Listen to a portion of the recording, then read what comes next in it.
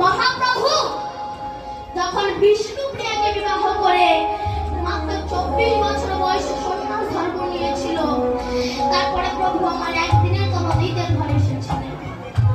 সবাই মাইকে দেখতে যাবে, নিমাই সবাইকে অনুমতি দিল, সবাই আমাকে দেখতে আসুক, অসুবিধা নাই, কিন্তু একজন সে কে? নদী আর নরনারী যখন চলে যায়, বিষ্ণুপ্রিয়া ঘরের এক কোণে বসে বসে চোখের জলে ভেসে। নদী আর নরনারী বলেছিল, ওরা বিষ্ণুপ্রিয়া তোর মতো ভাগ্যহীনা খুঁজি জগতে নাই কেন? না নিমাই সবাইকে যেতে বলেছে, তোকে যেতে বারণ করেছে, বলতো তোর মতো ভাগ্যহীনা কি জগতে আছে?